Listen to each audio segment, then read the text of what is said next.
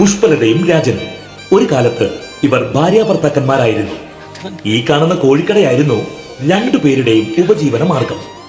തങ്ങളുടേതായ കാരണത്താൽ വിവാഹബന്ധം വേർപിരിഞ്ഞു. പിരിഞ്ഞതിനു ശേഷം രാജൻ പുഷ്പലതയ്ക്കെതിരായി ഈ കാണുന്ന ബീഫ് സ്റ്റാൾ തുടങ്ങി. ബന്ധം വേർപ്പെട്ടെങ്കിലും പ്രശ്നങ്ങൾ ഇന്നും തുടർന്നുകൊണ്ടേയിരിക്കുന്നു. ശേഷം കാഴ്ചയിൽ കോഴിയെ കോഴിയെ കോഴിയെ പോത്തേ പോത്തേ പോത്തേ കോഴിയെ പോത്തേ. ഞാൻ എന്റെ ബിസിനസ് ചെയ്തോണ്ടിരിക്കുക. ഇവിടെ ഞാനിവിടെ പുട്ടവിച്ചോണ്ടിരിക്കല്ലേ, ഞങ്ങളും എന്റെ ബിസിനസ് ഞാൻ നടത്തുന്നത്. കോഴിയെ പോത്തേ കോഴിയെ പോത്തേ. ഇന്ന് 108 ഇന്ന് 108 ഇന്ന് 108. വാ വാ വാ, ഇവിടെ കോഴി കഴിച്ചാൽ എല്ലാവരും ഇത് 108 ആംബുലൻസ് കയറി ആശുപത്രിയിൽ പോവാം. വാ വാ വാ വാ. പോത്ത് 350, പോത്ത് 350. കണ്ടാ 350 പോത്തിന്റെ വിലയുള്ള നിങ്ങൾക്കും. നല്ല fresh chicken fresh chicken fresh chicken fresh chicken. നീ രാവിലെ കോഴിയെ പല്ല് തേച്ച് കുളിപ്പിച്ച് ഒരുക്കി വിട്ടാടി ഫ്രഷ് ചിക്കന് വേണ്ടി. ഒരിക്കൽ മാത്രമല്ല, ഞാൻ ഡ്രസ്സും ചെയ്യിപ്പിച്ച്. രാവിലെ ചുരിദാറാണോ കോഴിക്ക് ഇട്ട് കൊടുത്തത്? അല്ല, ഞാനൊരു ബിക്കിനി ഇട്ടങ്ങ് കൊടുത്ത്. നീ എത്ര ബിക്കിനി ഇട്ട് കൊടുത്താലും എടി നിന്റെ കോഴിക്ക് മൊത്തം ഹാർമോണിയം അല്ലടി. ഹാർമോണിയം ഹാർമോണിയം മറ്റേ അസുഖം ഹാർമോണിയം. ഹാർമോണിയം അല്ല, ഹോർമോൺ. എന്ത് ഹോർമോൺ ആയിരുന്നാലും ആരോഗ്യമില്ലാത്ത കോഴിയല്ലേടിയാ കിടക്കണത്. ആരോഗ്യമില്ലാത്ത കോഴിയെന്ന്. ഞാൻ എന്റെ കോഴികളെ നാളെ രാവിലെ അങ്ങ് ജിമ്മിൽ വിടാൻ പോവാ. അപ്പൊ ജിമ്മിന് വിടുമ്പം കോഴിയെടുത്ത് പറയണം തൈസും ഫിൻസിനും വേണ്ടി കളിക്കാൻ പറയണം കേട്ടോ. നിങ്ങൾ നോക്കിക്കോ, എന്റെ അച്ഛനെ പറ്റിച്ചുണ്ടാക്കി കടയല്ലേ ഇത്. കടയല്ലേ ഇത്. എടി നിന്നെ വശത്താക്കി നിന്റെ അച്ഛനെ പറ്റിച്ചാണ് ഞാൻ ഈ കട ഉണ്ടാക്കി. അതുകൊണ്ട് കേസ് പറയും. വീട്ടിലാണെങ്കിൽ 2 എണ്ണം വളർന്ന് വരുന്ന അറിയാവോ? കോഴിയാണോ? കോഴിയല്ല, പോത്ത്. നട്ടുകറ്റി വരുന്നുണ്ട് ഇവിടെ. പുല്ല് തിന്നാണ്. പുല്ല് തിന്നാനല്ലെന്ന്. പിന്നെ എന്റെ പിള്ളേർക്കുള്ള നഷ്ടപരിഹാരം കൊടുക്കുന്നില്ല. അതിനെതിരെ ഞാൻ കേസ് കൊടുത്തിട്ടുണ്ട്. ഈ നട്ടുകറ്റി വരുന്നു. അഡ്വക്കേറ്റ് വന്നതിനെ മൂക്കി കാറ്റ് കളയും. നിങ്ങളെ മൂക്കി കയറ്റാൻ ഒരാൾ വരുന്നുണ്ട്, നോക്കിക്കോ. അയാൾ ഇവിടെ വരും, നിങ്ങളെ മൂക്കി കയറ്റും. ആരാന്ന് അറിയാവോ? മൂക്കുപൊടിയായിരിക്കും. ഓടി അവിടെ. ഹലോ, ആരടാ? എടാ ഞാൻ ജോസഫാ. എത്ര ജോസഫേ? ഞാൻ ഇന്നലെ നിന്റെ കട വന്ന് 2 കിലോ ഇറച്ചി മേടിച്ചിട്ട് പോയായിരുന്നോ? ഞാൻ ഇന്നലെ വീട്ടിൽ ചെന്നപ്പോ അത് 1 കിലോ ഉള്ളു. ഞാൻ 2 കിലോ നിനക്ക് തൂക്കി തന്നത്. എന്നെ കൊണ്ടൊന്നും പറയിക്കത്, അത് 1 കിലോ ഉണ്ടായിരുന്നുള്ളു. എടാ നീ എങ്ങനെ ഇറച്ചി കൊണ്ടുപോയത്? നടന്നു പോയി. അത് പറ. എടാ ഡോക്ടർമാര് വരെ പറഞ്ഞിട്ടില്ലേ നടന്നാ തൂക്കം കുറയൊന്നും. ഇത്ര മണ്ട നാടാക്കി നീ നടക്കാതെ വല്ല ഓട്ടോ വിളിച്ച് വെക്കൂടായിരുന്നോ നിനക്ക്? ശരിയാ, സോറി, എന്റെ തെറ്റാ, ക്ഷമിക്കണം. ശരി ശരി.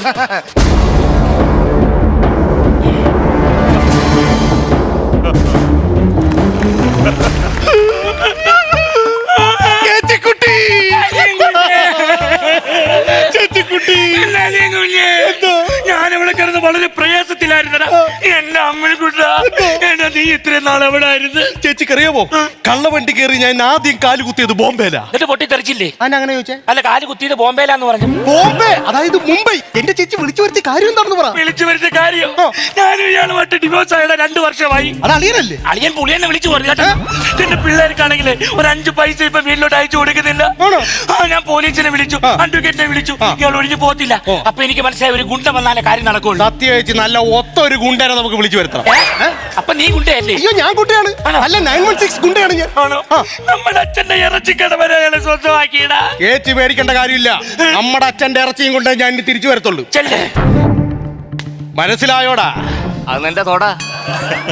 ഞാൻ ആരാണെന്ന് മനസ്സിലായോന്ന്? ഈ തോടരെ ഓണർ. കട പൂട്ടിക്കാൻ വന്നതാ ഞാൻ. എടാ ഞാൻ ഇപ്പൊ തുറന്നേ ഉള്ളൂ. കച്ചവടം പോലും നടന്നിട്ടില്ല. വൈകുന്നേരം ആ സൈഡിലോട്ട് നിനക്ക് എന്നെ പൊട്ടക്കണം, നിനക്ക് എന്നെ പൊട്ടണം. എന്താ? അല്ല, പുള്ളിക്കാരൻ കട തുറന്നത് ഇപ്പൊ പൂട്ടാൻ പറ്റത്തില്ല. വൈകിട്ട് 5 മണിയാകുമ്പോൾ. ഞാൻ അതിനാണ് നിന്നെ ഇവിടെ വിളിച്ചു വരുത്തിയത്. നീ ആരാന്നുള്ള കാര്യം അറിയിക്കണം. ഞാൻ ആരാണെന്ന് നിനക്ക് മനസ്സിലായോടാ? എടാ നീ അമ്മണിക്കുട്ടായി, എന്റെ അളിയായി, അവളെ സഹോദരൻ. എനിക്ക് അറിഞ്ഞൂടെ? ഞാനിപ്പോ അമ്മണിക്കുട്ടനല്ല. യോ, എനിക്ക് മറന്നു വേളിയാ. ഞാൻ നിന്നെ കുഞ്ഞിലേ വിളിക്കുന്ന ഒരു പേരുണ്ട്, നിക്കരമുള്ളി. എടാ നിക്കരമുള്ളി, നിക്കരമുള്ളി. നീ ബോംബെ പോയിട്ട് എത്ര നാളായി ഇടയ്ക്ക് വന്നിട്ട്? പോകരുത്. ബോംബെയിലോട്ട് ചെന്നോറേ ആദ്യം തന്നെ ഞാൻ എന്റെ അമ്മണിക്കുട്ടനെ കട്ട് ചെയ്തൊക്കെ കളഞ്ഞു.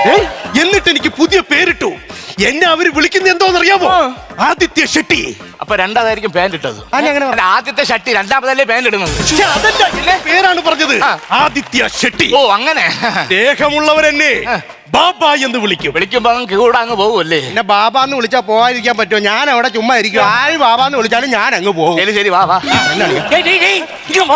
മക വരുത്താൻ വിളിച്ചതാണോ? ചെന്ന് പറഞ്ഞോളൂ കാര്യങ്ങൾ.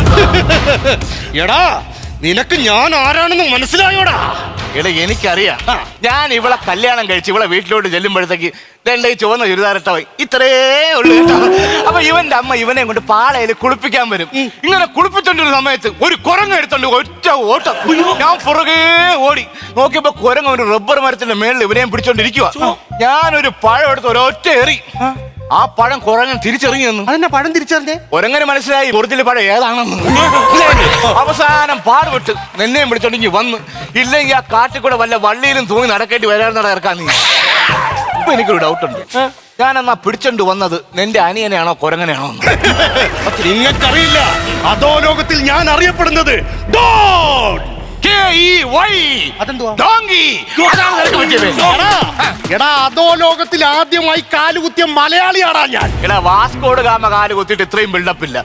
ഒരു കൊച്ചു ബോംബെ കാല് കുത്തിയിട്ട് ഇന്ത്യണ്ട ഇത്രയും ബിൽഡപ്പ്. അങ്ങനത്തെ വർത്താനൊന്നും പറയണ്ട.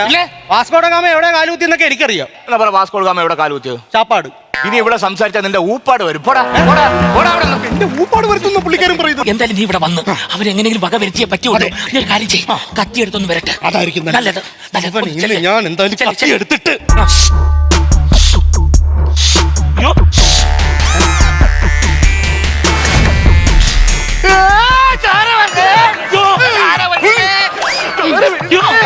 എന്തുവാടാ കിടന്ന് കാണിച്ചത്? എടാ, നമ്മൾ ശിവാനന്ദന്റെ മക്കളല്ലേ? അല്ല, ഡ്രാക്കുളയുടെ കുഞ്ഞാണോടാ? എന്റെ ചേച്ചി, ഇന്നലെ ഞാൻ ഡോക്ടറെ കണ്ടപ്പോ ഡോക്ടറിന്റെ അടുക്ക് പറഞ്ഞു ശരീരത്തിൽ രക്തമില്ലെന്ന്. അതുകൊണ്ട് ഞാനൊന്ന് ടോപ്പ് ചെയ്തല്ലേ. എങ്ങനെങ്കിലും പെട്ടെന്ന് ഇയാൾ എന്തോട് മാറ്റി തരണം.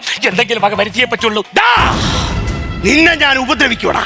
മാറിയണ്ട അവിടെ നിന്ന്. മാറിയില്ലെന്നെങ്കിൽ നിന്റെ നല്ലതിന് വേണ്ടിയാ പറയുന്നത്. അവിടെ നിന്ന് മാറിയിക്കാൻ. അങ്ങനെ മാറിയിക്കാനായിട്ട് പറ്റൂലടാ. എന്റെ ചേച്ചിക്ക് വേണ്ടിയാണ് ഞാൻ വന്നത്. ഞാൻ മാറി.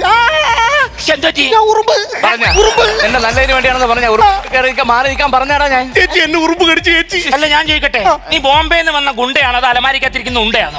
ഇത്രയും ഉറുമ്പൊക്കെ പൊടിയാൻ ഒന്ന് പോ ചേച്ചി. ഇനി ഒന്നും പറഞ്ഞിട്ട് കാര്യമില്ല. ഇവനെ നമുക്ക് ഉപദ്രവിച്ചേ പറ്റത്തുള്ളൂ. എന്താ എന്തോന്ന്? ലക്ഷ്മണ രേഖ. ഇതിനിപ്പുറം വന്നാ നിന്റെ ഞാൻ ഉറക്കും.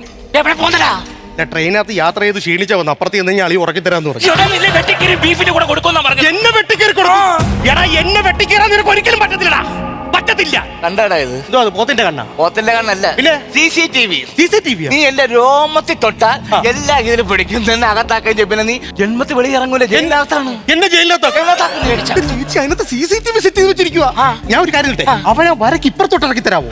അങ്ങനെയാണെന്നുണ്ടെങ്കിൽ അവന്റെ കാര്യം ഞാൻ തീർത്ത് തരാം. അതിപ്പോ ഇങ്ങനെ അങ്ങോട്ട് ഇറക്കും നമ്മള്. ഒരു കാര്യം ചെയ്യും, ചേച്ചി അവനെ വശീകരിക്കും. ഒന്നാമത് ഞാൻ അന്ന് വശീകരിച്ചിട്ടാണ് ഞാനിപ്പോ കിടന്ന് അനുഭവിക്കുന്നത്. ആ പണ്ട് വശീകരിച്ച് എങ്ങനെ ഒന്ന് കാണിച്ചേ? ഇടില്ല.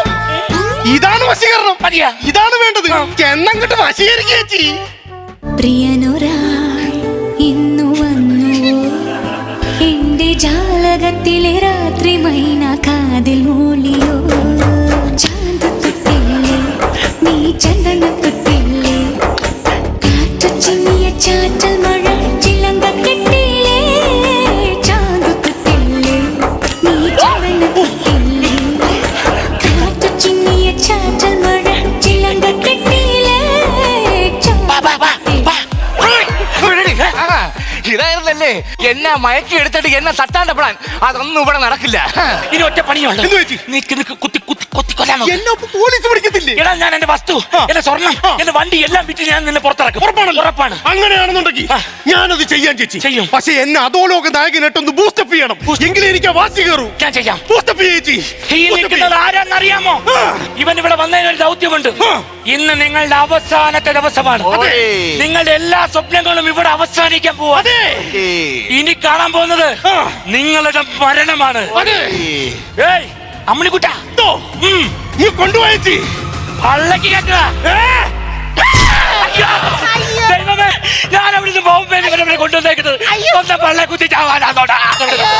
എന്റെ പൊന്നി കേട്ടാ, ഒന്ന് സഹായിക്കേ.